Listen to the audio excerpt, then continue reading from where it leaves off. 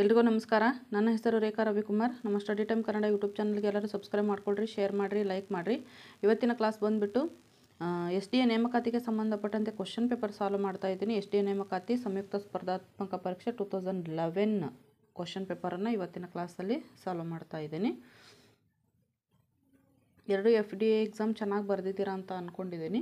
So SDA ಎಕ್ಸಾಮಿಗೆ ಎಲ್ಲರಿಗೂ all the best ಹೇಳೋಕ್ಕೆ ಇಷ್ಟಪಡ್ತಾ ಹೋಗ್ತೀನಿ. ಸೊ ಇವತ್ತಿನ ಒಂದು ಕ್ಲಾಸಲ್ಲಿ ಕ್ವಶನ್ ಪೇಪರನ್ನು ಸಾಲ್ವ್ ಮಾಡ್ತಾ ಇದ್ದೀನಿ. 2011 SDA ಎಕ್ಸಾಮ್ ಕ್ವಶನ್ ಪೇಪರನ್ನು ಸಾಲ್ವ್ ಮಾಡ್ತಾ ಇದ್ದೀನಿ. ಆದಷ್ಟು ಕ್ವಶನ್ ಪೇಪರನ್ನು ಸಾಲ್ವ್ ಮಾಡ್ತಾ ಹೋದರೆ ಯಾವ ರೀತಿ ಕ್ವಶನ್ ಬರ್ಬೋದು ಅನ್ನೋದು ನಮಗೆ ಗೊತ್ತಾಗ್ತಾ ಹೋಗುತ್ತೆ. ಸೊ ಎಕ್ಸಾಮಿಗೆ ಹೆಲ್ಪ್ ಆಗ್ತಾ ಹೋಗುತ್ತೆ. ಕ್ವಶನ್ ಪೇಪರನ್ನು ನೋಡ್ತಾ ಹೋಗೋಣ. ಮೊದಲನೇ ಪ್ರಶ್ನೆ, 2011 ಮಾರ್ಚ್ ತಿಂಗಳಲ್ಲಿ ವಿಶ್ವ ಕನ್ನಡ ಸಮ್ಮೇಳನವನ್ನು ಯಾವ ನಗರದಲ್ಲಿ ನಡೆಸಲಾಯಿತು ಅಂತ ಕೇಳಿದ್ದಾರೆ. ಆನ್ಸರ್ ಬಂದ್ಬಿಟ್ಟು ಬೆಳಗಾಂ, ಅಂದರೆ ಬೆಂಗಳೂರು, ಬೆಳಗಾಂ, ಶಾರ್ಜಾ, ನ್ಯೂಯಾರ್ಕ್ ಅಂತ ಹೇಳಿ ಆಪ್ಷನ್ ಕೊಡ್ತಾ ಹೋಗಿದ್ದಾರೆ. ಸೊ ನಾನು ಇವತ್ತಿನ ಕ್ಲಾಸಲ್ಲಿ 100 ಪ್ರಶ್ನೆಗಳನ್ನು ಸಾಲ್ವ್ ಮಾಡ್ತಾ ಹೋಗ್ತೀನಿ, ಅಂದರೆ ಪೂರ್ತಿ ಕ್ವಶನ್ ಪೇಪರನ್ನು ಸಾಲ್ವ್ ಮಾಡ್ತಾ ಹೋಗ್ತೀನಿ. ಸೊ ಆನ್ಸರ್ ಅಷ್ಟೇ ಹೇಳ್ತಾ ಹೋಗ್ತೀನಿ. ಪ್ರತಿಯೊಂದು 4 ಆಪ್ಷನ್ಗಳನ್ನು ನಾನು ಹೇಳ್ತಾ ಹೋಗಲ್ಲ, ಆನ್ಸರ್ ಅಷ್ಟೇ ಹೇಳ್ತಾ ಹೋಗ್ತೀನಿ. ಸೊ ವಿಡಿಯೋ ತುಂಬ ಲೆಂತ್ ಆಗ್ತಾ ಹೋಗುತ್ತೆ, ಅದರಿಂದ ನಾನು ಆನ್ಸರ್ ಅಷ್ಟೇ ಹೇಳ್ತಾ ಹೋಗ್ತೀನಿ. ಆದಷ್ಟು ಈ ಕ್ವಶನ್ ಪೇಪರ್ಗಳಲ್ಲಿ ರೀಸೆಂಟ್ ಆ್ಯಕ್ಟಿವಿಟಿಯನ್ನು ಬಿಟ್ಟು ಉಳಿದ ಕ್ವಶನ್ಗಳನ್ನು ಸಾಲ್ವ್ ಮಾಡ್ತಾ ಹೋದರೆ ನಮಗೆ ಹೆಲ್ಪ್ ಆಗ್ತಾ ಹೋಗುತ್ತೆ. 2011 ಕ್ವಶನ್ ಪೇಪರ್ ಸಾಲ್ವ್ ಮಾಡ್ತಾ ಇರೋದ್ರಿಂದಾಗಿ ಆವತ್ತಿನ ರೀಸೆಂಟ್ ಆ್ಯಕ್ಟಿವಿಟಿ ನಮಗೆ ಯೂಸ್ ಬರಲ್ಲ. ಇವತ್ತಿನ ರೀಸೆಂಟ್ ಆ್ಯಕ್ಟಿವಿಟಿಯನ್ನು ನೋಡೋದು ಪ್ಲಸ್ ಬೇರೆ ಕ್ವಶನ್ಗಳನ್ನು ಸಾಲ್ವ್ ಮಾಡ್ತಾ ಹೋದರೆ ಈಸಿ ಆಗ್ತಾ ಹೋಗುತ್ತೆ. ಬರೀ ಆನ್ಸರ್ನಷ್ಟೇ ನಾನು ಹೇಳ್ತಾ ಹೋಗ್ತೀನಿ. 2011 ಮಾರ್ಚ್ ತಿಂಗಳಲ್ಲಿ ವಿಶ್ವ ಕನ್ನಡ ಸಮ್ಮೇಳನವನ್ನು ಯಾವ ನಗರದಲ್ಲಿ ನಡೆಸಲಾಯಿತು ಅಂತ ಕೇಳಿದರೆ ಆನ್ಸರ್ ಬಂದ್ಬಿಟ್ಟು ಬೆಳಗಾಂ. ಯುನೆಸ್ಕೋ ಸಾಂಸ್ಕೃತಿಕ ಭೂದೃಶ್ಯದಲ್ಲಿ ಸೇರ್ಪಡೆ ಮಾಡಿಕೊಳ್ಳುವಂತೆ ಈ ಕೆಳಕಂಡವುಗಳನ್ನು ನಾಮನಿರ್ದೇಶನ ಮಾಡಲು ಭಾರತ ಸರ್ಕಾರ ಪ್ರಸ್ತಾಪಿಸಿದೆ ಅಂತ ಕೇಳಿದ್ದಾರೆ. ಆನ್ಸರ್ ಬಂದ್ಬಿಟ್ಟು ಮಜುಲಿ, ಅಸ್ಸಾಂನ ನದಿ ದ್ವೀಪ, ಬ್ರಹ್ಮಪುತ್ರ ನದಿಗೆ ಇದನ್ನು ಮಾಡಿದ್ದಾರೆ ಇದನ್ನು. ನೆಕ್ಸ್ಟ್ ಮೂರನೇ ಪ್ರಶ್ನೆ, ಜಂಟಿ ಸಂಸದೀಯ ಸಮಿತಿಯೊಂದು JPC ಈ ಕೆಳಕಂಡದ್ದಕ್ಕೆ ಸಂಬಂಧಿಸಿದ ಹಗರಣವನ್ನು ಪ್ರಸ್ತುತದಲ್ಲಿ ತನಿಖೆ ಮಾಡುತ್ತಿದೆ ಅಂತ ಕೇಳಿದ್ದಾರೆ. 2011 ನಡೆದಿರೋದು. ಸೊ ಆನ್ಸರ್ ಬಂದ್ಬಿಟ್ಟು 2G ಸ್ಪೆಕ್ಟ್ರಮ್ ಹಗರಣ. 4ನೇ ಪ್ರಶ್ನೆ, ಒಂದೆರಡು ಜಿಲ್ಲೆಗಳ ಅನುಕೂಲಕ್ಕಾಗಿ ಕರ್ನಾಟಕದ ಈ ಕೆಳಕಂಡ ನದಿಗಳ ಹರಿವನ್ನು ತಿರುವು ಮುರುವು ಮಾಡುವ ಬಗ್ಗೆ ಮಾತುಗಳು ಕೇಳಿ ಬರುತ್ತಿವೆ ಅಂತ ಕೇಳಿದ್ದಾರೆ. ಆನ್ಸರ್ ಬಂದ್ಬಿಟ್ಟು ನೇತ್ರಾವತಿ ನದಿಗೆ ಸಂಬಂಧಪಟ್ಟಿರೋದಿದು.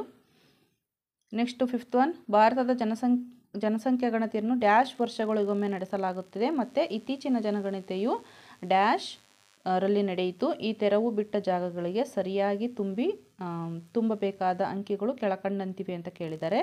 ಜನಸಂಖ್ಯಾ ಗಣತಿಯನ್ನು ನಾವು 10 ವರ್ಷಗಳಿಗೊಮ್ಮೆ ನಡೆಸ್ತಾ ಹೋಗ್ತೀವಿ ಮತ್ತು ಇತ್ತೀಚಿನ ಜನಗಣತಿ 2011 ನಡೆದಿದೆ. ಬಿ ಆನ್ಸರ್ ಸರಿ, ಅಂದರೆ 10 ವರ್ಷಗಳಿಗೊಮ್ಮೆ ನಡೆಸ್ತಾ ಹೋಗ್ತಾರೆ ಈ ಒಂದು ಜನಸಂಖ್ಯಾ ಜನಗಣತಿಯನ್ನು. 2011 ನಡೆದಿರೋದು.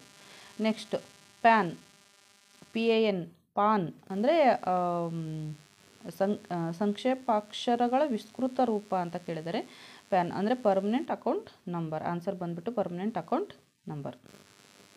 7ನೇ ಪ್ರಶ್ನೆ, ನಕ್ಸಲೀಯ ಚಳುವಳಿಯು ಈ ಕೆಳಕಂಡ ರಾಜ್ಯದ ನಕ್ಸಲ್ ಬಾರಿ ಪ್ರದೇಶದಲ್ಲಿ ಉಗಮಿಸಿತು ಅಂತ ಕೇಳಿದರೆ. ಆನ್ಸರ್ ಬಂದ್ಬಿಟ್ಟು ಪಶ್ಚಿಮ ಬಂಗಾಳ. 8ನೇ ಪ್ರಶ್ನೆ, ಕೆಳಕಂಡ ನದಿಯನ್ನು ಪುನರುಜ್ಜೀವನಗೊಳಿಸಲು ಪ್ರಸ್ತಾಪಿಸಲಾಗಿದೆ ಅಂತ ಕೇಳಿದರೆ. ಆನ್ಸರ್ ಬಂದ್ಬಿಟ್ಟು ಅರ್ಕಾವತಿ. 9ನೇ ಪ್ರಶ್ನೆ, ಜೂಲಿಯಸ್ ಅಸಂಜರ್ ಅವರು ಯಾವುದಕ್ಕೆ ಸಂಬಂಧಿಸಿದೆ, ಅಂದರೆ ಈ ಹೆಸರು ಯಾವುದಕ್ಕೆ ಸಂಬಂಧಿಸಿದೆ ಅಂತ ಕೇಳಿದರೆ ವಿಕಿಲೀಕ್ಸ್. ಆನ್ಸರ್ ಬಂದ್ಬಿಟ್ಟು ವಿಕಿಲೀಕ್ಸ್. ಅತ್ಯಧಿಕ ಪರಮಾಣು ವಿಕಿರಣಕ್ಕಾಗಿ 2011 ಮಾರ್ಚ್ ತಿಂಗಳಲ್ಲಿ ಈ ಕೆಳಕಂಡ ಪರಮಾಣು ರಿಯಾಕ್ಟರ್ ಸುದ್ದಿಯಲ್ಲಿತ್ತು ಅಂತ ಕೇಳಿದ್ದಾರೆ. ಫುಕುಶಿಮಾ ಡೈಚಿ. ಆನ್ಸರ್. ಬೆಂಗಳೂರು ನಗರವನ್ನು ಪ್ಲಾಸ್ಟಿಕ್ ಮುಕ್ತ ನಗರವನ್ನಾಗಿ ಮಾಡಲು ಪ್ರಯತ್ನದಲ್ಲಿ ರಾಜ್ಯ ಸರ್ಕಾರವು 2011 ಮಾರ್ಚ್ 15ರಿಂದ ಜಾರಿಗೆ ಬರುವಂತೆ ಈ ಕೆಳಕಂಡದ್ದಕ್ಕಿಂತ ಕಡಿಮೆ ದಪ್ಪವಿರುವ ಪ್ಲಾಸ್ಟಿಕ್ಗಳ ಬಳಕೆಯನ್ನು ನಿಷೇಧಿಸಿದೆ ಅಂತ ಕೇಳಿದ್ದಾರೆ. ಆನ್ಸರ್ ಬಂದ್ಬಿಟ್ಟು 40 ಮೈಕ್ರಾನ್ಗಳಿಗಿಂತ ಕಡಿಮೆ ಇರುವಂತಹ ಪ್ಲಾಸ್ಟಿಕ್ ಬಳಕೆಯನ್ನು ನಿಷೇಧ ಮಾಡ್ತಾ ಹೋಗಿದ್ದಾರೆ. 12ನೇ ಪ್ರಶ್ನೆ, ಇತ್ತೀಚೆಗೆ ನಡೆದ ಹುಲಿಗಳ ಸಂಖ್ಯಾ ಗಣತಿಯ ಪ್ರಕಾರ ಕರ್ನಾಟಕದಲ್ಲಿರುವಂಥ ಹುಲಿಗಳ ಸಂಖ್ಯೆ ಅಂತ ಕೇಳಿದರೆ 2011 ಇದು 300. ಆನ್ಸರು. ನೆಕ್ಸ್ಟ್, ಅಂತಾರಾಷ್ಟ್ರೀಯ ಕ್ರಿಕೆಟ್ ಕೌನ್ಸಿಲ್ ಅಧ್ಯಕ್ಷರು ಯಾರು ಅಂತ ಕೇಳಿದ್ದಾರೆ. 2011 ಶರದ್ ಪವಾರ್ ಇದ್ದರು. ಇವಾಗ 2021 ಗ್ರೇಗ್ ಬಾರ್ಕ್ಲೆ ಇದ್ದಾರೆ, ನ್ಯೂಜಿಲ್ಯಾಂಡ್ನವರು. ಇವರು ಗ್ರೇಗ್ ಬಾರ್ಕ್ಲೆ. ಅಂದರೆ ಈ ರೀತಿಯಾಗಿ ರೀಸೆಂಟ್ ಆ್ಯಕ್ಟಿವಿಟಿಯನ್ನು ನಾವು ಇವತ್ತಿನ ಕಾಲಕ್ಕೆ ಕನ್ವರ್ಟ್ ಮಾಡ್ಕೊಳ್ತಾ ಹೋಗ್ಬೇಕಂದ್ರೆ ಶರದ್ ಪವಾರ್ 2011 ಆದರೆ ಇವತ್ತಿಗೆ ಯಾರಿದ್ದಾರೆ ಅನ್ನೋದನ್ನು ನಾವು ಬರ್ಕೊಂಡು ಈ ರೀತಿ ಓದೋದ್ರಿಂದಾಗಿ ಹೆಲ್ಪ್ ಆಗ್ತಾ ಹೋಗುತ್ತೆ. 14ನೇ ಪ್ರಶ್ನೆ, ಲಭ್ಯವಿರುವ 2011ರ ಜನಗಣತಿ ಅಂಕಿಸಂಖ್ಯೆಗಳ ಪ್ರಕಾರ ಕರ್ನಾಟಕದ ಜನಸಂಖ್ಯೆ ಅಂತ ಕೇಳಿದ್ದಾರೆ. 2011ನಲ್ಲಿ ಕೇಳಿದ್ದಾರೆ 6.1 ಕೋಟಿ. 2010ರ ಏಪ್ರಿಲ್ನಲ್ಲಿ ಬ್ರಿಟಿಷ್ ಪೆಟ್ರೋಲಿಯಂ ಕಂಪನಿಯಿಂದ ಅತಿ ಹೆಚ್ಚು ತೈಲ ಸೋರಿಕೆ ಯಾವ ಪ್ರದೇಶದಲ್ಲಿ ಆಯಿತು ಅಂತ ಕೇಳಿದ್ದಾರೆ. Gulf of Mexico. ಇತ್ತೀಚೆಗೆ ಅರೇಬಿಯನ್ ಸಮುದ್ರದಲ್ಲಿ ವರ್ತಕ ಹಡಗುಗಳ ಮೇಲೆ ಆಕ್ರಮಣ ಮಾಡಿ ನಾವಿಕರನ್ನು ಒತ್ತೆಯಾಳುಗಳಾಗಿ ತೆಗೆದುಕೊಂಡು ಹೋಗುತ್ತಿರುವ ದರೋಡೆಕೋರರು ಯಾವ ದೇಶಕ್ಕೆ ಸೇರಿದ್ದಾರೆ ಅಂತ ಕೇಳಿದ್ದಾರೆ. ಆನ್ಸರ್ ಬಂದ್ಬಿಟ್ಟು ಸೊಮಾಲಿಯಾ. ರಾಜ್ಯಸಭೆಯಲ್ಲಿ ಪ್ರತಿಪಕ್ಷದ ನಾಯಕರಾಗಿರುವವರು ಯಾರು ಅಂತ ಕೇಳಿದರೆ ಅರುಣ್ ಜೇಟ್ಲಿ ಇತ್ತು. ಆನ್ಸರ್ 2011ನಲ್ಲಿ. ಅದು ವಿಧಾನಸಭೆಯ ಈಗಿನ ಒಂದು ವಿರೋಧ ಪಕ್ಷದ ನಾಯಕರು ಯಾರು ಅಂತ ಕೇಳ್ಬೋದು. ಆನ್ಸರ್ ಬಂದ್ಬಿಟ್ಟು ಸಿದ್ದರಾಮಯ್ಯ. ಇತ್ತೀಚೆಗೆ ಸುದ್ದಿಯಲ್ಲಿದ್ದಂತಹ ಬಾಂಗ್ಲಾದೇಶದ ನೊಬೆಲ್ ಬಹುಮಾನ ಪುರಸ್ಕೃತರು ಯಾರು ಅಂತ ಕೇಳಿದರೆ ಮೊಹಮ್ಮದ್ ಯೂನುಸ್. ಇತ್ತೀಚೆಗೆ ಬಹಿರಂಗಪಡಿಸಲಾದ 2011ರ ಪ್ರಾಥಮಿಕ ಜನಗಣತಿ ಅಂಕಿಸಂಖ್ಯೆಗಳ ಪ್ರಕಾರ ಕರ್ನಾಟಕದ ಸಾಕ್ಷರತೆ ಪ್ರಮಾಣ ಎಷ್ಟು ಅಂತ ಕೇಳಿದರೆ 75.6%. ನೆಕ್ಸ್ಟ್ 20ನೇ ಪ್ರಶ್ನೆ, ಇತ್ತೀಚೆಗೆ ಬಿಡುಗಡೆಯಾದ 2011ರ ಪ್ರಾಥಮಿಕ ಜನಗಣತಿ ಅಂಕಿಸಂಖ್ಯೆಗಳ ಪ್ರಕಾರ ಕೆಳಕಂಡ ಯಾವ ಗುಂಪಿನ ರಾಜ್ಯಗಳಲ್ಲಿನ ಜನಸಂಖ್ಯಾ ಸಾಂದ್ರತೆ ಅಂದರೆ ಜನಸಾಂದ್ರತೆ ಪ್ರತಿ ಚದರ ಕಿಲೋಮೀಟರ್ಗೆ 500ಕ್ಕಿಂತ ಹೆಚ್ಚಾಗಿದೆ ಅಂತ ಕೇಳಿದ್ದಾರೆ. ಆನ್ಸರ್ ಬಂದ್ಬಿಟ್ಟು ಪುದುಚೇರಿ, ಚಂಡೀಗಢ ಮತ್ತು ಗೋವಾ. 21ನೇ ಪ್ರಶ್ನೆ, ಕೇಂದ್ರ ಕೃಷಿ ಸಚಿವರು ಬಹಿರಂಗಪಡಿಸಿದ ಇತ್ತೀಚಿನ ಅಂಕಿಸಂಖ್ಯೆಗಳ ಪ್ರಕಾರ ಭಾರತದಲ್ಲಿ ಈ ವರ್ಷ ಆಹಾರ ಧಾನ್ಯದ ಉತ್ಪಾದನೆಯು ಇಂದಿಗಿಂತಲೂ ಅತಿ ಹೆಚ್ಚಿನ ಮಟ್ಟವನ್ನು ತಲುಪಿದ್ದು ಅದು ಹೀಗಿದೆ ಅಂತ ಕೇಳಿದ್ದಾರೆ. 235 ಮಿಲಿಯನ್ ಟನ್ನುಗಳಷ್ಟು ಉತ್ಪಾದನೆ ಜಾಸ್ತಿಯಾಗಿದೆ ಅಂತ ಕೇಳಿದ್ದಾರೆ. 235 ಮಿಲಿಯನ್ ಟನ್ನುಗಳು. ಕಳಸ ಮತ್ತು ಬಂಡೂರಿ ಎಂಬುದರ ಕೆಳಕಂಡದರೆ 2 ಉಪನದಿಗಳಾಗಿದ್ದಾವೆ ಅಂತ ಕೇಳಿದ್ದಾರೆ. ಮಹದಾಯಿ, ಜಲನಯನ. ಮಾನವ ಅಭಿವೃದ್ಧಿ ಸೂಚಿಯು ಕೆಳಕಂಡಗಳ ಸಮ್ಮಿಶ್ರ ಸೂಚಿಯಾಗಿದೆ ಅಂತ ಕೇಳಿದ್ದಾರೆ. ಆದಾಯ, ಆರೋಗ್ಯ, ಶಿಕ್ಷಣ. ಟೆಲಿಡೆನ್ಸಿಟಿ ಎಂಬುದು ಈ ಕೆಳಕಂಡ ವ್ಯಾಪ್ತಿಯಲ್ಲಿರುವಂಥ ದೂರವಾಣಿಗಳ ಸಂಖ್ಯೆಗೆ ಸಂಬಂಧಿಸಿದೆ ಅಂತ ಕೇಳಿದರೆ. ಅದು ಪ್ರತಿ 100 ವ್ಯಕ್ತಿಗಳಿಗೆ ಸಂಬಂಧಿಸಿದೆ. 25ನೇ ಪ್ರಶ್ನೆ, 2011-12ರ ಸಾಲಿಗೆ ಮಂಡಿತವಾದಂಥ ಕರ್ನಾಟಕದ ಬಜೆಟ್ನಲ್ಲಿ ದೇಶದಲ್ಲಿ ಪ್ರಥಮ ಬಾರಿಗೆ ಕೆಳಕಂಡದಕ್ಕೆ ಸಂಬಂಧಿಸಿದಂತೆ ಪ್ರತ್ಯೇಕ ಬಜೆಟ್ ರೂಪಿತವಾಗಿದೆ ಅಂತ ಕೇಳಿದರೆ. ಕೃಷಿ ಕ್ಷೇತ್ರಕ್ಕೆ ಸಪ್ರೇಟ್ ಇದೆ. ನೆಕ್ಸ್ಟ್, ಕೇಂದ್ರ ಸರ್ಕಾರದ ರಾಷ್ಟ್ರೀಯ ಗ್ರಾಮೀಣ ಆರೋಗ್ಯ ನಿಯೋಗದ ಅವಧಿ 2005 to 2012, 2005ರಿಂದ 2012. ಭಾರತ ಸರ್ಕಾರ ರಾಷ್ಟ್ರೀಯ ಪಿಂಚಣಿ ಯೋಜನೆಯು ಕೆಳಕಂಡ ದಿನಾಂಕದಿಂದ ಜಾರಿಗೆ ಬರುವಂತೆ ಎಲ್ಲ ಪ್ರಜೆಗಳಿಗೂ ವ್ಯಾಪಿಸಿದೆ ಅಂತ ಕೇಳಿದರೆ. 1ನೇ ಮೇ 2009. ಆನ್ಸರ್ ಬಂದ್ಬಿಟ್ಟು 1 ಮೇ 2009. ನಮ್ಮ ದೇಶದಲ್ಲಿ ಕನ್ನಡ ಭಾಷೆಯು ಅಂತ ಕೇಳಿದ್ದಾರೆ. ಆನ್ಸರ್ ಬಂದ್ಬಿಟ್ಟು 3ನೇ ಅತ್ಯಂತ ಪ್ರಾಚೀನ ಭಾಷೆಯಾಗಿದೆ ಇದು. 2008ರಲ್ಲಿ ರಾಷ್ಟ್ರೀಯ ಸ್ಥಾನಮಾನವನ್ನು ಕೂಡ ಪಡೆದುಕೊಂಡಿದೆ ಕನ್ನಡ ಭಾಷೆ. ಅಂತಾರಾಷ್ಟ್ರೀಯ ಮಹಿಳಾ ದಿನಾಚರಣೆಯ ಶತಮಾನೋತ್ಸವದ ಆಚರಣೆಯನ್ನು ಕೆಳಕಂಡ ವರ್ಷದ ಮಾರ್ಚ್ 8ರಂದು ಆಚರಿಸಲಾಯಿತು ಅಂತ ಕೇಳಿದರೆ. 2011. ಆನ್ಸರ್ ಬಂದ್ಬಿಟ್ಟು 2011. ಸೌರಶಕ್ತಿ ಹೇಗೆ ಉಂಟಾಗುತ್ತದೆ ಅಂತ ಕೇಳಿದರೆ. ನ್ಯೂಕ್ಲಿಯರ್ ಸಂಲಯನದಿಂದ. ನೆಕ್ಸ್ಟ್, ಹಸಿರು ಮನೆ ಪರಿಣಾಮವನ್ನು ಉಂಟು ಮಾಡುವುದಕ್ಕೆ ಮುಖ್ಯವಾಗಿ ಕಾರಣವಾಗುವಂಥ ಅನಿಲ ಯಾವುದು ಅಂತ ಕೇಳಿದರೆ. ಇಂಗಾಲದ ಡೈಆಕ್ಸೈಡ್. ಭೂಕಂಪನದ ತೀವ್ರತೆಯು ವ್ಯಾಪ್ತಿಯನ್ನು ಈ ಕೆಳಗಂಡ ಅಳತೆ ಪಟ್ಟಿಯಿಂದ ಮಾಪನ ಮಾಡ್ತೀವಿ ಅಂತ ಕೇಳಿದ್ದಾರೆ. ಯಾವುದು ಅಂದರೆ ರಿಕ್ಟರ್ ಮಾನ. ಕೆಳಗಿನ ಯಾವ ಪದಾರ್ಥವು ಅರೆವಾಹಕವಾಗಿದೆ ಅಂತ ಕೇಳಿದರೆ. ಸಿಲಿಕಾನ್.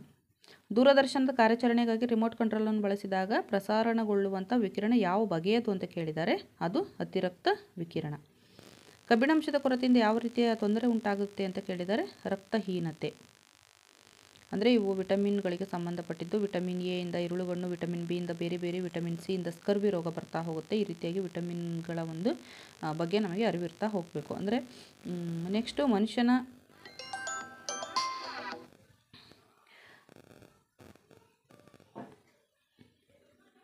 ನೆಕ್ಸ್ಟ್ ಒನ್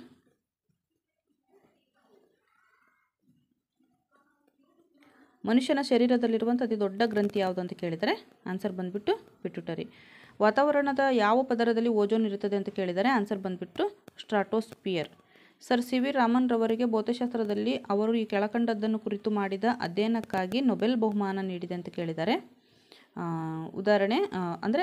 ಉತ್ತರ ಬಂದ್ಬಿಟ್ಟು ಚದುರುವಿಕೆ. ತುಂಬ ಬಿಸಿಲಿನ ದಿನಗಳಲ್ಲಿ ಗೋಚರಿಸುವ ಮರೀಚಿಕೆಗಳಿಗೆ ಕಾರಣವಾಗುವಂಥ ಪ್ರಕ್ರಿಯೆ ಯಾವುದು ಅಂತ ಕೇಳಿದರೆ. ಆನ್ಸರ್ ಬಂದ್ಬಿಟ್ಟು ಸಂಪೂರ್ಣ ಆಂತರಿಕ ಪ್ರತಿಫಲನ. ನೆಕ್ಸ್ಟು ಭೂಮಿಯ ಸುತ್ತ ಕಕ್ಷೆಯಲ್ಲಿರುವಂಥ ಉಪಗ್ರಹವು ಕೆಳಕಂಡ ಸಂದರ್ಭದಲ್ಲಿ ಸ್ತಬ್ಧವಾಗಿರುವಂತೆ ತೋರುತ್ತದೆ ಅಂತ ಕೇಳಿದ್ದಾರೆ. ಆನ್ಸರ್ ಬಂದುಬಿಟ್ಟು ಅದರ ಕಾಲಾವರ್ತವು ಒಂದು ದಿನವಾಗಿದ್ದು ಅದು ಭೂಮಿಯಂತೆಯೇ ಪರಿಭ್ರಮಿಸುತ್ತಿರುವಾಗ ಸ್ತಬ್ಧವಾಗಿರುವಂತೆ ತೋರುತ್ತದೆ. ಆನ್ಸರ್ ಬಂದುಬಿಟ್ಟು ಎ. ಇಂಗಾಲದ ಯಾವ ರೂಪದಿಂದ ಉತ್ತಮವಾಗಿದೆ ಅಂತ ಹೇಳಿದರೆ ಆನ್ಸರ್ ಬಂದುಬಿಟ್ಟು ಗ್ರಾಫೈಟ್, ವಜ್ರ ಅಲ್ಲ ಗ್ರಾಫೈಟ್. ಒಂದು ಅಡುಗೆಯ ಪಾತ್ರೆಗೆ ಈ ಕೆಳಕಂಡ ಯಾವ ಗುಣಧರ್ಮಗಳ ಸಂಯೋಜನೆಯು ಹೆಚ್ಚು ಅಪೇಕ್ಷಣೀಯ ಅಂತ ಕೇಳಿದ್ದಾರೆ. ಆನ್ಸರ್ ಬಂದುಬಿಟ್ಟು ಕಡಿಮೆ ವಿಶಿಷ್ಟ ಉಷ್ಣತೆ ಮತ್ತು ಅಧಿಕ ಶಾಖ ವಾಹನತ್ವ.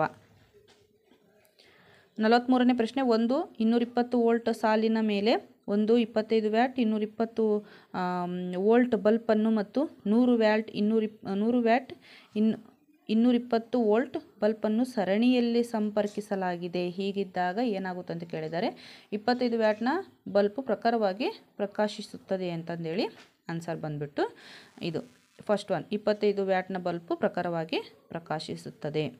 44ನೇ ಪ್ರಶ್ನೆ, ರಾಷ್ಟ್ರಪತಿಯವರ ಹುದ್ದೆಗೆ ನಿಗದಿಸಲಾದ ಅರ್ಹತೆಗಳಿಗೆ ಸಂಬಂಧಿಸಿದಂತೆ ಈ ಕೆಳಗಿನ ಯಾವುದು ಸರಿಯಲ್ಲ ಅಂತ ಕೇಳಿದ್ದಾರೆ. ಆನ್ಸರ್ ಬಂದುಬಿಟ್ಟು ಅವರು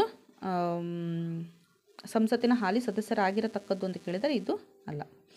ನೆಕ್ಸ್ಟ್ 45ನೇ ಪ್ರಶ್ನೆ, ಈ ಕೆಳಗಿನಲ್ಲಿ ಯಾವುದು ತಪ್ಪಾಗಿದೆ ಅಂತ ಕೇಳಿದರೆ ಎಲ್ಲ ಪ್ರಜೆಗಳಿಗೂ ವಾಕ್ ಸ್ವಾತಂತ್ರ್ಯ ಮತ್ತು ಅಭಿವ್ಯಕ್ತಿ ಸ್ವಾತಂತ್ರ್ಯದ ಹಕ್ಕು ಇರುತ್ತದೆ. ತಮ್ಮ ವಾಕ್ ಮತ್ತು ಅಭಿವ್ಯಕ್ತಿಯಲ್ಲಿ ಭಿನ್ನಾಭಿಪ್ರಾಯವನ್ನು ವ್ಯಕ್ತಪಡಿಸುವಂಥ ಹಕ್ಕು ಇರುವುದಿಲ್ಲ. ಭಾರತದಿಂದ ಮುಕ್ತವಾಗಿ ಸಂಚರಿಸುವ ಹಕ್ಕು ಇರುತ್ತದೆ ಅಂತ ಕೇಳಿದ್ದಾರೆ. ಮತ್ತು ನೆಕ್ಸ್ಟು ಯಾವುದೇ ವೃತ್ತಿಯನ್ನು ಕೈಗೊಳ್ಳುವ ಅಥವಾ ಯಾವುದೇ ವ್ಯಾಪಾರವನ್ನು ನಡೆಸುವ ಹಕ್ಕು ಹೊಂದಿರುತ್ತದೆ ಅಂತ ಕೇಳಿದ್ದಾರೆ. ಆನ್ಸರ್ ಬಂದುಬಿಟ್ಟು ತಮ್ಮ ವಾಕ್ ಮತ್ತು ಅಭಿವ್ಯಕ್ತಿಯಲ್ಲಿ ಭಿನ್ನಾಭಿಪ್ರಾಯವನ್ನು ವ್ಯಕ್ತಪಡಿಸುವ ಹಕ್ಕು ಇರುವುದಿಲ್ಲ ಅಂತ ಕೇಳಿದ್ದಾರೆ. ಸೊ ಇದು ಸರಿಯಾದ. ನೆಕ್ಸ್ಟ್, ಉಚ್ಚ ನ್ಯಾಯಾಲಯದ ನ್ಯಾಯಾಧೀಶರು ಈ ಕೆಳಗಿನವರಿಗೆ ಸಂಬೋಧಿಸಿ ಸ್ವಹಸ್ತಾಕ್ಷರದಲ್ಲಿ ತಮ್ಮ ರಾಜೀನಾಮೆಯನ್ನು ಸಲ್ಲಿಸಬಹುದು ಅಂತ ಕೇಳಿದರೆ ಭಾರತದ ರಾಷ್ಟ್ರಪತಿಯವರಿಗೆ ಆನ್ಸರ್ ಬಂದುಬಿಟ್ಟು ರಾಷ್ಟ್ರಪತಿಯವರಿಗೆ ಅವರು ರಾಜೀನಾಮೆಯನ್ನು ನೀಡ್ತಾ ಹೋಗಬೇಕು. ನೆಕ್ಸ್ಟು 47ನೇ ಪ್ರಶ್ನೆ, ಈ ಕೆಳಕಂಡ ವಿಷಯಕ್ಕೆ ಸಂಬಂಧಿಸಿದಂತೆ ಕೇಂದ್ರ ಲೋಕಸೇವಾ ಆಯೋಗದೊಂದಿಗೆ ಸಮಾಲೋಚಿಸತಕ್ಕದ್ದು ಅಂತ ಕೇಳಿದ್ದಾರೆ. ಅಂದರೆ ಆನ್ಸರ್ ಬಂದುಬಿಟ್ಟು ಸಿವಿಲ್ ಸೇವೆಗಳು ಮತ್ತು ಹುದ್ದೆಗಳಿಗೆ ನೇಮಕಾತಿಗಳನ್ನು ಮಾಡುವಾಗ ಯಾವ ತತ್ವಗಳನ್ನು ಅನುಸರಿಸಬೇಕು ಎಂಬುದರ ಬಗ್ಗೆ ನಾವು ಲೋಕಸೇವಾ ಆಯೋಗದೊಂದಿಗೆ ಸಮಾಲೋಚನೆ ಮಾಡ್ತಾ ಹೋಗಬೇಕು. ನೆಕ್ಸ್ಟ್ 48ನೇ ಪ್ರಶ್ನೆ, ಭಾರತೀಯ ಸಂವಿಧಾನದ ಪ್ರಕಾರ ಈ ಕೆಳಕಂಡ ಯಾವ ಸಂದರ್ಭದಲ್ಲಿ ಒಬ್ಬ ವ್ಯಕ್ತಿಯನ್ನು ಭಾರತದ ಪ್ರಜೆ ಎಂದು ಪರಿಗಣಿಸಲಾಗುವುದಿಲ್ಲ ಅಂತ ಕೇಳಿದ್ದಾರೆ. ಆನ್ಸರ್ ಬಂದುಬಿಟ್ಟು ಭಾರತದ ಪ್ರದೇಶದೊಳಗೆ ಆದಿವಾಸಿಯಾದಂತಹ ಮತ್ತು 1947 ಆಗಸ್ಟ್ 15ರಿಂದ ಭಾರತದ ಪ್ರದೇಶದೊಳಗೆ ಸಾಮಾನ್ಯವಾಗಿ ನಿವಾಸಿಯಾಗಿರುವಂತಹ ವ್ಯಕ್ತಿ ಅಂತ ಹೇಳಿ ಆನ್ಸರ್. 49ನೇ ಪ್ರಶ್ನೆ, ಭಾರತೀಯ ಸಂವಿಧಾನದ ಪ್ರಸ್ತಾವನೆಯಲ್ಲಿ ಕೆಳಕಂಡ ಯಾವ ವಾಕ್ಯಾಂಗವು ಕಾಣಿಸಿಕೊಳ್ಳುತ್ತದೆ ಅಂತ ಕೇಳಿದರೆ ಸಂವಿಧಾನದ ಪ್ರಸ್ತಾವನೆಯಲ್ಲಿ ಸಾರ್ವಭೌಮ ಸಮಾಜವಾದಿ ಜಾತ್ಯತೀತ ಪ್ರಜಾಸತ್ತಾತ್ಮಕ ಗಣರಾಜ್ಯ. ಆನ್ಸರ್. ರಾಜ್ಯದ ನಿಧಿಗಳಿಂದ ಸಹಾಯಧನ ಪಡೆಯುತ್ತಿರುವಂಥ ಯಾವುದೇ ಶಿಕ್ಷಣ ಸಂಸ್ಥೆಗೆ ಈ ಕೆಳಕಂಡ ಆಧಾರದ ಮೇಲೆ ಯಾವುದೇ ಪ್ರಜೆಗೂ ಪ್ರವೇಶವನ್ನು ನಿರಾಕರಿಸುವಂತಿಲ್ಲ ಅಂತ ಕೇಳಿದರೆ ಆನ್ಸರ್ ಬಂದುಬಿಟ್ಟು ಕೇವಲ ಧರ್ಮ, ಭಾಷಾ, ಜನಾಂಗ ಅಥವಾ ಇವುಗಳಲ್ಲಿ ಯಾವುದೇ ಕಾರಣಕ್ಕೂ ಕೂಡ ಆ ರೀತಿ ಮಾಡುವಂತಿಲ್ಲ ಅಂತ ಹೇಳಿ ಆನ್ಸರ್. ನೆಕ್ಸ್ಟ್ ಅದಾದಮೇಲೆ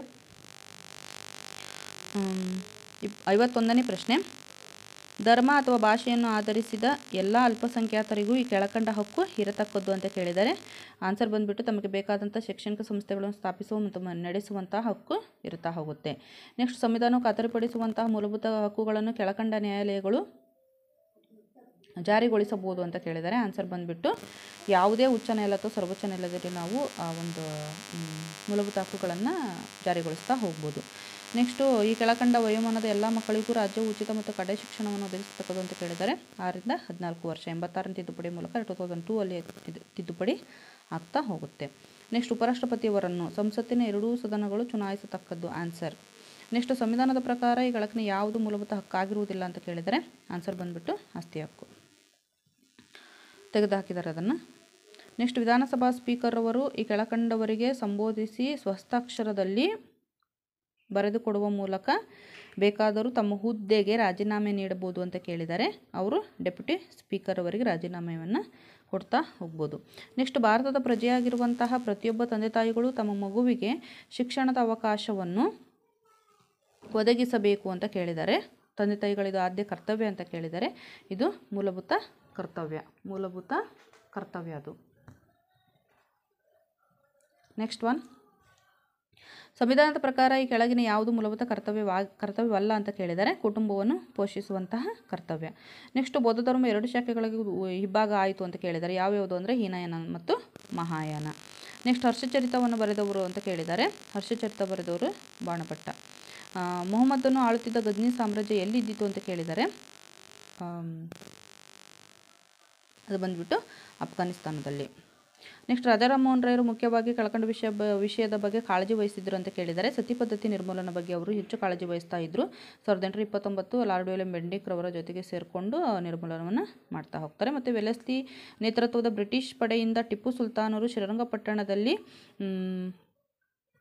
ಡ್ಯಾಶ್ರಲ್ಲಿ ಕೊಲ್ಲಲ್ಪಟ್ಟರು ಅಂತ ಕೇಳಿದ್ದಾರೆ. 1799 ಅಂದರೆ 4ನೇ ಮೈಸೂರು ಆಂಗ್ಲೋ ಮೈಸೂರು ಯುದ್ಧದಲ್ಲಿ ಅವರು ತಿರ್ಕೊಳ್ತಾ ಹೋಗ್ತಾರೆ. ನೆಕ್ಸ್ಟು ಕನೌಜ್ ಹರ್ಷವರ್ಧನನನ್ನು ಈ ಕೆಳಕಂಡ ಬಾದಾಮಿ ಚಾಲುಕ್ಯರ ಅರಸನಾದನು ಅಂತ ಕೇಳಿದ್ದಾರೆ. ಆನ್ಸರ್ ಬಂದುಬಿಟ್ಟು 2ನೇ ಪುಲಕೇಶಿ. ಗೋಲ್ ಗುಂಬಜನ್ನು ನಿರ್ಮಿಸಿದವರು ಯಾರು ಅಂತ ಕೇಳಿದರೆ ಬಿಜಾಪುರದ ಆದಿಲ್ ಶಾಹಿಗಳು. ನೆಕ್ಸ್ಟ್ ಅದಾದಮೇಲೆ ಮುದ್ದೇನಹಳ್ಳಿಯಲ್ಲಿ ಜನಿಸಿದಂಥ ಸರ್ ವಿಶ್ವೇಶ್ವರಯ್ಯನವರು ಈ ಕೆಳಕಂಡವರಿಗೆ ಮೈಸೂರಿನ ದಿವಾನರಾಗಿದ್ದರು ಅಂತ ಕೇಳಿದ್ದಾರೆ. ಆನ್ಸರ್ ಬಂದುಬಿಟ್ಟು ನಾಲ್ವಡಿ ಕೃಷ್ಣರಾಜ ಒಡೆಯರ್. 67ನೇ ಪ್ರಶ್ನೆ, ಗ್ರಹಗಳ ಚಲನೆಯನ್ನು ಕುರಿತಂತೆ ವ್ಯಾಪಕವಾಗಿ ಅಧಿಚಕ್ರೀಯ ಅಧಿಕೇಂದ್ರೀಯ ಸಿದ್ಧಾಂತಗಳನ್ನು ಪ್ರತಿಪಾದಿಸುವ ಭಾಸ್ಕರ್ ಇವರ ಕೃತಿಯ ಹೆಸರೇನು ಅಂತ ಕೇಳಿದ್ದಾರೆ. ಆನ್ಸರ್ ಬಂದುಬಿಟ್ಟು ಸಿದ್ಧಾಂತ ಶಿರೋಮಣಿ. ನೆಕ್ಸ್ಟು 68ನೇ ಪ್ರಶ್ನೆ, ಶೃಂಗೇರಿಯ ಶಾರದಾ ಮಂದಿರವನ್ನು ಮರಾಠ ಅಶ್ವಾರೋಹಿಗಳು ಲೂಟಿ ಮಾಡಿಕೊಂಡು ಹೋದ ಮೇಲೆ ಅಲ್ಲಿ ಶಾರದಾದೇವಿಯ ದೇವಸ್ಥಾನ ನಿರ್ಮಾಣಕ್ಕೆ ಹಣ ನೀಡಿದ ಕರ್ನಾಟಕದ ಅರಸ ಯಾರು ಅಂತ ಕೇಳಿದ್ದಾರೆ. ಆನ್ಸರ್ ಬಂದುಬಿಟ್ಟು ಟಿಪ್ಪು ಸುಲ್ತಾನ್. ವೆಲ್ಲೆಸ್ಲಿಯ ಪೂರಕ ಮೈತ್ರಿಯ ವ್ಯವಸ್ಥೆಯನ್ನು ಒಪ್ಪಿಕೊಂಡ ಪ್ರಥಮ ಭಾರತೀಯ ದೊರೆ ಯಾರು ಅಂತ ಕೇಳಿದ್ದಾರೆ. ಆನ್ಸರ್ ಬಂದುಬಿಟ್ಟು ಹೈದರಾಬಾದಿನ ನಿಜಾಮರು. 2021 ಮೊನ್ನೆ FD ಎಕ್ಸಾಮ್ ಏನು ನಡೆದಿದೆ ಅಲ್ಲಿ ಕೇಳಿದ್ದಾರೆ. ಆನ್ಸರ್ ಅಂದರೆ ಸಹಾಯಕ ಸೈನ್ಯ ಪದ್ಧತಿಯನ್ನು ಒಪ್ಪಿಕೊಂಡಂತಹ ಆಪ್ಷನ್ಗಳನ್ನು ಕೊಡ್ತಾ ಹೋಗಿದ್ದಾರೆ. ಮೊದಲು ಯಾವುದು, ಸೆಕೆಂಡ್ ಒನ್ ಯಾವುದು ಅಂತಂದೇಳಿ ಈ ರೀತಿ ಕ್ವಶನ್ಗಳನ್ನು ತೆಗಿತಾ ಹೋಗಿದ್ದಾರೆ. ಆಮೇಲೆ 4ನೇ ಆಂಗ್ಲ ಮೈಸೂರು ಯುದ್ಧದಲ್ಲಿ ಇದ್ದಂತಹ ಬ್ರಿಟಿಷ್ ನೇತೃತ್ವ ವಹಿಸಿದವರು ಯಾರು ಅಂತಂದು ಕೇಳಿದ್ದಾರೆ. ಈ ರೀತಿ ಕ್ವಶನ್ಗಳನ್ನು ಮೊನ್ನೆ ರೀಸೆಂಟಾಗಿ ನಡೆದಂಥ FD ಎಕ್ಸಾಮಲ್ಲಿ ಕೇಳ್ತಾ ಹೋಗಿದ್ದಾರೆ. ನೆಕ್ಸ್ಟ್ ಗ್ರಹಗಳ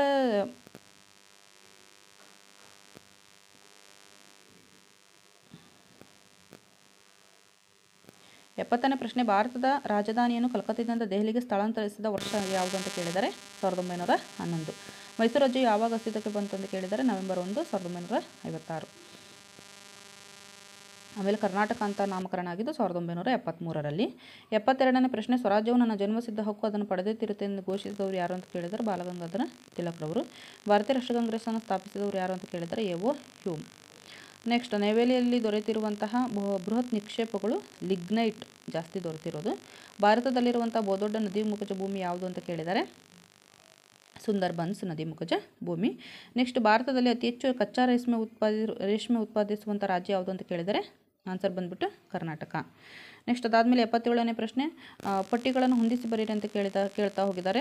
ಕಲ್ಪಕಂ, ಜರಿಯಾ, ಮಥುರಾ, ನೆಪಾನ್ ನಗರ್ ಅಂತ ಕೊಟ್ಟಿದ್ದಾರೆ. ಈ ಕಡೆ ನ್ಯೂಸ್ ಪ್ರಿಂಟ್, ತೈಲ ಶುದ್ಧೀಕರಣಗಾರ, ಆಮೇಲೆ ಕಲ್ಲಿದ್ದಲು ಗಣಿಗಾರಿಕೆ ಮತ್ತು ನ್ಯೂಕ್ಲಿಯರ್ ವಿದ್ಯುತ್ ಸ್ಥಾವರ ಅಂತ ಕೇಳಿದ್ದಾರೆ. ಆನ್ಸರ್ ಬಂದುಬಿಟ್ಟು ಎಗೆ ಕಲ್ಪಕಮ್ಮಿಗೆ ನ್ಯೂಕ್ಲಿಯರ್ ವಿದ್ಯುತ್ ಸ್ಥಾವರ ಇರ್ಬೋದು, ಮೇಲೆ ಬಿ ಜರಿಯಾಗೆ ಕಲ್ಲಿದ್ದಲು ಗಣಿಗಾರಿಕೆ ಇರ್ಬೋದು, ಮಥುರಾಗೆ ತೈಲ ಶುದ್ಧೀಕರಣ ಇರ್ಬೋದು, Nippon Nagar news print.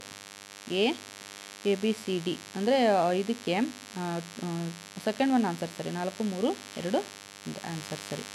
Next, ಕೆಳಗಿನ ಯಾವುದು ಬೃಹತ್ ವೃತ್ತವಾಗಿದೆ ಅಂತ ಕೇಳಿದರೆ ಈಕ್ವೆಟಾರ್ ಸಂಭಾಜಕ ವೃತ್ತ. ಸುನಾಮಿ ಎನ್ನುವುದು ಅಂತ ಕೇಳಿದರೆ ಅದೊಂದು ಭೂಕಂಪದಿಂದ ಉಂಟಾಗುವಂಥ ಸಾಗರದ ಅಲೆ. ಪೂರ್ವ ಘಟ್ಟಗಳು ಮತ್ತು ಪಶ್ಚಿಮ ಘಟ್ಟಗಳು ಸಂಧಿಸುವ ಸ್ಥಳ ಅಂತ ಕೇಳಿದರೆ ನೀಲಗಿರಿ ಬೆಟ್ಟಗಳು. ಈ ಕೆಳಕಂಡ ಯಾವ ಉಪನದಿಯು ಕರ್ನಾಟಕದಲ್ಲಿ ಉಗಮಿಸುತ್ತದೆ ಅಂತ ಕೇಳಿದರೆ ಆನ್ಸರ್ ಬಂದುಬಿಟ್ಟು ತುಂಗಭದ್ರಾ. ಕರ್ನಾಟಕ ರಾಜ್ಯದಲ್ಲಿ ಗರಿಷ್ಠ ಪ್ರಮಾಣದಲ್ಲಿ ಉತ್ಪಾದನೆಯಾಗುವಂಥ ಕಾಫಿ ಬೆಳೆ ಯಾವುದು ಅಂತ ಕೇಳಿದರೆ ಆನ್ಸರ್ ಬಂದುಬಿಟ್ಟು ರೋಬಾಸ್ಟಾ. ನೆಕ್ಸ್ಟ್ ಅದಾದಮೇಲೆ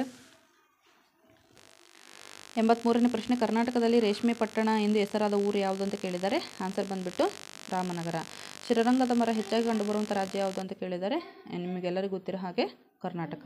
85ನೇ ಪ್ರಶ್ನೆ, ಭಾರತದಲ್ಲಿ ಮೊದಲ ಕೈಗಾರಿಕಾ ನೀತಿ ಘೋಷಣೆಯಾದಂಥ ವರ್ಷ ಯಾವುದು ಅಂತ ಕೇಳಿದರೆ 1948. ಎರಡನೇದು ತಿಳ್ಕೊಬೇಕಾಗುತ್ತೆ 1991. ಹೊಸ ಕೈಗಾರಿಕಾ ನೀತಿ 1991ರಲ್ಲಾಯಿತು. 8ನೇ ಅನುಸೂಚಿಯಲ್ಲಿ ಕೆಳಕಂಡ ಯಾವ ಭಾಷೆ ಸೇರ್ಪಡೆ ಆಗಿಲ್ಲ ಅಂತ ಕೇಳಿದರೆ ಇಂಗ್ಲೀಷ್. ಮಾಹಿತಿ ಹಕ್ಕು ಕಾಯ್ದೆ ಜಾರಿಗೆ ಬಂದ ವರ್ಷ 2005. ಭಾರತದಲ್ಲಿ ಮೊದಲ ಚುನಾಯಿತ ಲೋಕಸಭೆ ರಚನೆಯಾದಂಥ ವರ್ಷ ಯಾವುದು ಅಂತ ಕೇಳಿದರೆ 1952. ನೆಕ್ಸ್ಟು 89ನೇ ಪ್ರಶ್ನೆ, ಕೃಷ್ಣಾ ನದಿ ನೀರು ವಿವಾದಗಳ ನ್ಯಾಯಮಂಡಳಿಯು ಕರ್ನಾಟಕಕ್ಕೆ ನೀಡಿದ ತನ್ನ ಇತ್ತೀಚಿನ ತೀರ್ಪಿನಲ್ಲಿ ಆಲಮಟ್ಟಿ ಅಣುಕಟ್ಟೆಯು ಪೂರ್ಣ ಜಲಾಶಯದ ಮಟ್ಟ ಅಂದರೆ FRL ಎಷ್ಟು ಮಟ್ಟದವರೆಗೆ ನೀರಿನ ಸಂಗ್ರಹಣೆ ಮಾಡಲು ಅನುಮತಿ ಕೊಟ್ಟಿದೆ ಅಂತ ಕೇಳ್ತಾ ಹೋಗಿದ್ದಾರೆ. ಆನ್ಸರ್ ಬಂದುಬಿಟ್ಟು 524.256 ಮೀಟರ್. ಸುಖಮರಣಕ್ಕೆ ಸಂಬಂಧಿಸಿದ ಕೆಳಗಿನ ವಿವರಣೆ ತಪ್ಪಾಗಿದೆ ಅಂತ ಕೇಳಿದ್ದಾರೆ. ಯಾವುದು ಅಂತಂದರೆ 4th one, ಸಂಯುಕ್ತ ಸಂಸ್ಥಾನದ ಎಲ್ಲ ರಾಜ್ಯಗಳಲ್ಲೂ ಕ್ರಿಯಾಶೀಲ ಸುಖಮರಣವು ನ್ಯಾಯಸಮ್ಮತದಂತೆ ಪರಿಗಣಿತವಾಗಿದೆ ಅಂತ ಕೇಳಿದ್ದಾರೆ. ಇದು ಆನ್ಸರ್ ಸರಿ. 2011ರ ಜನಗಣತಿ ಪ್ರಕಾರ ಒಟ್ಟಾರೆ ರಾಷ್ಟ್ರವ್ಯಾಪಿ ಲೈಂಗಿಕ ಅನುಪಾತ ಎಷ್ಟಿದೆ ಅಂತ ಕೇಳಿದ್ದಾರೆ. ಆನ್ಸರ್ ಬಂದುಬಿಟ್ಟು 940. Great soul Mahatma Gandhi and his struggle with India ಅಂತ ಕೇಳಿದ್ದಾರೆ. ಈ ವಿವಾದಾತ್ಮಕ ಕೃತಿಯ ಕರ್ತೃ ಯಾರು ಅಂತ ಕೇಳಿದ್ದಾರೆ. ಜೋಸೆಫ್ ಲೆಲಿವೆಲ್ಡ್. 93ನೇ ಪ್ರಶ್ನೆ, CWG ಹಗರಣದಲ್ಲಿ ಬಂಧಿತರಾದ ವ್ಯಕ್ತಿ ಯಾರು ಅಂತ ಕೇಳಿದ್ದಾರೆ. ಲಲಿತಾ ಬಾನೋಟ್. 2011 ಪ್ರಪಂಚದಾದ್ಯಂತ ಅರ್ತ್ ಅವರ್ ಎಂದು ಆಚರಿಸಲಾದ ದಿನ ಯಾವುದು ಅಂತ ಕೇಳಿದರೆ ಮಾರ್ಚ್ 26. 95ನೇ ಪ್ರಶ್ನೆ, ಕರ್ನಾಟಕದಲ್ಲಿ ಕನ್ನಡ ಅಭಿವೃದ್ಧಿ ಪ್ರಾಧಿಕಾರದ ಈಗಿನ ಅಧ್ಯಕ್ಷರು ಯಾರು ಅಂತ ಕೇಳಿದರೆ ಮುಖ್ಯಮಂತ್ರಿ ಚಂದ್ರು. ಅಂದರೆ 2011ನಲ್ಲಿ. ಈಗ ರೀಸೆಂಟ್ ಆಗಿರೋದು TS ನಾಗಾಭರಣ ಇದ್ದಾರೆ. ನೆಕ್ಸ್ಟ್, ಕರ್ನಾಟಕ ರಾಜ್ಯ ಸರ್ಕಾರದ ಮಹತ್ವಾಕಾಂಕ್ಷಿ ಯೋಜನೆ ಆಸರೆ ಯಾವುದಕ್ಕೆ ಸಂಬಂಧಿಸಿದೆ ಅಂತ ಕೇಳಿದರೆ ಉತ್ತರ ಕರ್ನಾಟಕದಲ್ಲಿ 2009ರಲ್ಲಿ ಏನು ಪ್ರವಾಹ ಆಯಿತು ಅದರಿಂದ ತೊಂದರೆಗೊಳಗಾದಂತಹ ಜನರಿಗಾಗಿ ಮನೆಗಳನ್ನು ನಿರ್ಮಿಸೋದು ಆಸರೆಯ ಒಂದು ಯೋಜನೆಯ ಉದ್ದೇಶ. ನೆಕ್ಸ್ಟ್, 97ನೇ ಪ್ರಶ್ನೆ, 2011 ಮಾರ್ಚ್ ತಿಂಗಳಲ್ಲಿ ಮಿಲಿಯನ್ ಮಾರ್ಚ್ ಕಾರ್ಯಕ್ರಮದ ಕರೆಯನ್ನು ನೀಡಿದಂಥ ಉದ್ದೇಶ ಏನು ಅಂತ ಕೇಳಿದ್ದಾರೆ. ತೆಲಂಗಾಣ ರಾಜ್ಯ ಸ್ಥಾಪನೆಯ ಸಲುವಾಗಿ.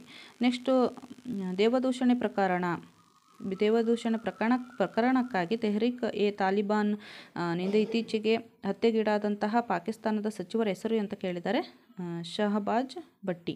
ನೆಕ್ಸ್ಟ್, 99ನೇ ಪ್ರಶ್ನೆ, 2011 ಕೇಂದ್ರ ಬಜೆಟ್ನಲ್ಲಿ ಮಂಡನೆಯಾದ ವಾರ್ತಾ ನಿರ್ಮಾಣ ಕಾರ್ಯಕ್ರಮದ ವ್ಯಾಪ್ತಿಯಲ್ಲಿ ಕೆಳಕಂಡ ಯಾವುದು ಸೇರ್ಪಡೆಯಾಗಿಲ್ಲ ಅಂತ ಕೇಳಿದ್ದಾರೆ. ಮಹಾತ್ಮ ಗಾಂಧಿ ರಾಷ್ಟ್ರೀಯ ಗ್ರಾಮೀಣ ಉದ್ಯೋಗ ಖಾತರಿ ಅಧಿನಿಯಮ.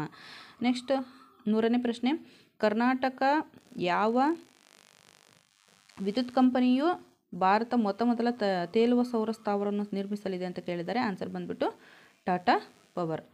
ಸೊ ಫ್ರೆಂಡ್ಸ್, ಇದು ಇವತ್ತಿನ ಒಂದು ಕ್ಲಾಸ್. ಅಂದರೆ 2011 SDA ಕ್ವಶನ್ ಪೇಪರನ್ನು GK ಪೇಪರನ್ನು ಸಾಲ್ವ್ ಮಾಡ್ತಾ ಹೋಗಿದ್ದೀನಿ. ಮುಂದಿನ ದಿನಗಳಲ್ಲೂ ಕೂಡ ಈ ರೀತಿಯಾಗಿ ಹಲವಾರು 2013 ಇರ್ಬೋದು, 15 ಇರ್ಬೋದು, ಈ ರೀತಿಯಾಗಿ SDA ಕ್ವಶನ್ ಪೇಪರನ್ನು ಸಾಲ್ವ್ ಮಾಡ್ತಾ ಹೋಗ್ತೀನಿ. ನಮ್ಮ ಸ್ಟಡಿ ಟೈಮ್ ಕನ್ನಡ ಯೂಟ್ಯೂಬ್ ಚಾನಲ್ಗೆ ಎಲ್ಲರೂ ಸಬ್ಸ್ಕ್ರೈಬ್ ಮಾಡಿಕೊಳ್ರಿ, ಶೇರ್ ಮಾಡಿರಿ, ಲೈಕ್ ಮಾಡಿರಿ. Thank you so much.